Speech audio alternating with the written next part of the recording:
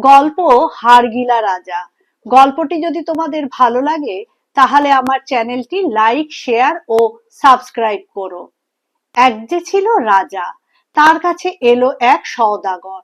সওদাগরের কাছে ছিল অনেক সুন্দর সুন্দর জিনিস। তার ছিল একটি ছোট্ট কৌটোর ভিতরে এক রকমের কালো গুঁড়ো। সেই গুঁড়োর সঙ্গে এক টুকরো কাগজও ছিল। তাতে কোন দেশি সব অক্ষর লেখা, সে অক্ষর রাজাও পড়তে পারলেন না, মন্ত্রীও পড়তে পারলেন না। সওদাগর বললে সেও পড়তে পারে না। রাজা কৌটো শুদ্ধ সেই গুঁড়ো কিনে নিয়ে বললেন, দেখো তো খুঁজে, কে ভারী পণ্ডিত, তাকে এনে এই কাগজ পড়িয়ে নিতে হবে। অমনি রাজার পাইক ছুটে চললো আর গলি গলি খুঁজে কোত্থেকে এক চশমা পরা বুড়ো পণ্ডিতকে ধরে নিয়ে এলো। সে সকল দেশের কথা বুঝতে পারে, সকল দেশের লেখা পড়তে পারে। রাজা বললেন, পণ্ডিত মশাই, দেখুন তো পড়ে এই কাগজখানাতে কি লেখা আছে। পণ্ডিত বেশ করে তার চাদরের কোণ দিয়ে চশমা মুছে নিয়ে সেই কাগজটুকু পড়ে বলল, মহারাজ, এই কাগজে এই কথা লেখা আছে যে এই গুঁড়ো যে চোখে মাখবে আর বলবে মুতাবর, সে যে জন্তু হতে চায় তখনই তা হয়ে যাবে, আর সে তখন সব রকম জন্তুর কথাই বুঝতে পারবে। আবার যদি সে মানুষ হতে চায় তাহলে পূব মুখ হয়ে 3 বার নমস্কার করে বলতে হবে মুতাবর, অমনি সে মানুষ হয়ে যাবে। কিন্তু জানোয়ার হয়ে যদি সে হাসে তবে আর মুতাবর কথাটি তার মনে থাকবে না, কাজেই সে জানোয়ার থেকে যাবে। রাজা বললেন, বাহ, একবার জানোয়ার হতে পারলে মন্দ হতো না। এই বলে তিনি পণ্ডিতকে অনেক টাকা দিয়ে খুশি করে দিলেন। পরদিন ভোরে উঠেই তিনি চুপি চুপি মন্ত্রী মশাইকে ডেকে বললেন, চলো মন্ত্রী, আজ দেখতে হবে গুড়োর কেমন গুণ। বলে তারা দুজনে রাজবাড়ি থেকে বেরিয়ে পড়লেন। খানিক দূরে গিয়ে তারা দেখলেন যে একটা জলার ধারে হাড়গিলা পাইচারি করছে। তা দেখে তারা বললেন, বেশ হয়েছে, আমরা হাড়গিলা হয়ে শুনবো এই হাড়গিলা দুটো কি বলছে। বলে তারা যেই একটু সেই গুঁড়ো চোখে মেখে বলেছেন মুতাবর, অমনি দেখলেন যে তাদের পা দুটো কাঠির মতো সরু আর আঙুলগুলো লম্বা লম্বা হয়ে গেছে।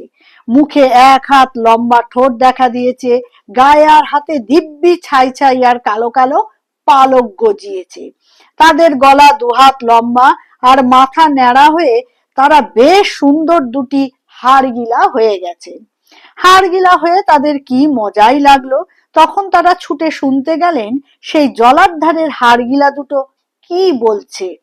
একটা হাড়গিলা বলছিল, দেখ ভাই, কি খাসা ব্যাঙ পেয়েছি, একটু খাবি ভাই। অন্য হাড়গিলাটা তাতে বলল, না ভাই, আজ আমার খিদে নেই, আমি একটু নাচবো।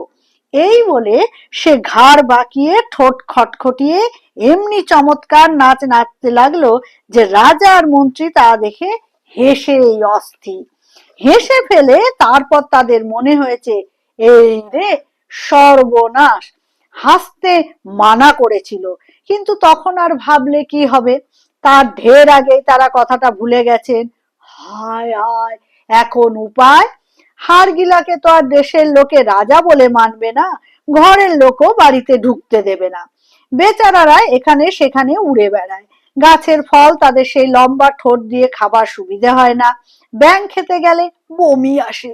তাদের দুঃখের আর সীমাই নাই। এমন সময় হয়েছে কি, কোথাকার একটা নতুন লোক এসে সকলকে বলছে, আমি এদেশের রাজা। দেশের লোকেরাও ভয় পেয়ে তাকে রাজামশাই রাজামশাই বলে দণ্ডবৎ করছে। রাজা তাকে দেখেই চিনতে পারলেন সে এক জাদুকরের ছেলে। সেই জাদুকর বড় ভয়ঙ্কর লোক, রাজামশাইকে ভারী হিংসা করে। সেই বেটাই দুষ্ট ফন্দি এঁটে সদাগর সেজে এসে সেই কালো গুঁড়ো বেচে রাজাকে হাড়গিলা করে দিয়ে গেছে। রাজা এখন সবই বুঝতে পারলেন, কিন্তু কি করবেন, হাড়গিলা যে হয়ে গেছেন। মনের দুঃখে তারা দুজন সেখান থেকে উড়ে চলে যেতে লাগলেন। উড়ে উড়ে সন্ধ্যার সময় তারা গিয়ে একটা ভাঙা বাড়িতে নামলেন। সে বাড়িতে লোকজন কেউ নেই, আছে শুধু একটা পেঁচা। পেঁচাটা বসে বসে কাঁদছিল। হাড়গিলা দুটিকে দেখেই তাদের সঙ্গে কথা কইতে লাগলো।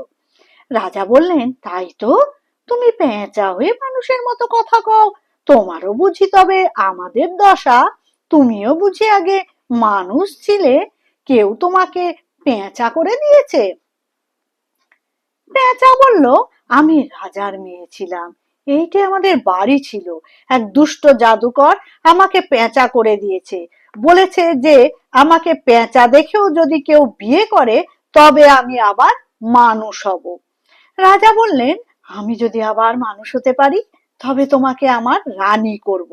আমাকে যে হাড়গিলা করে দিয়েছে নিশ্চয়ই সেই দুষ্টই তোমাকে পেঁচা করেছে।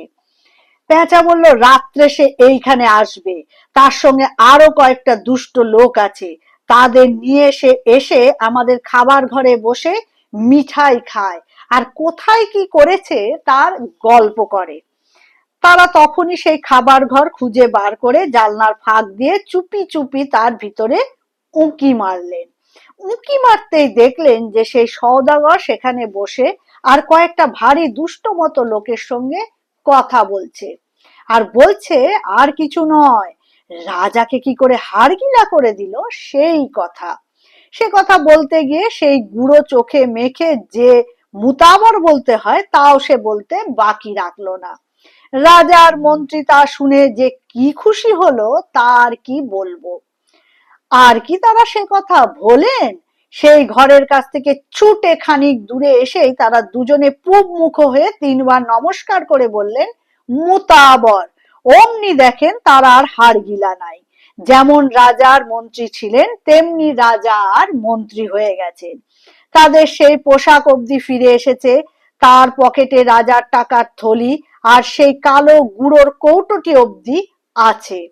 তারপর তো তারা রাজবাড়িতে ফিরে এলে দেখলেন সকলে, যার পর নাই সকলে খুশি হলো, আর সেই জাল রাজাটার সাজা হলো।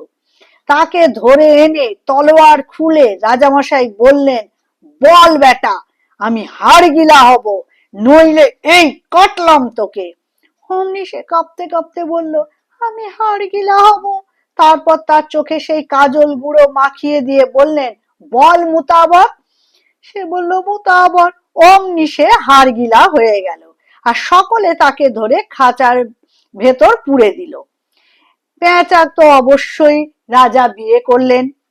তখন সেই পেঁচা অপরূপ সুন্দর রাজকন্যার রূপ নিল।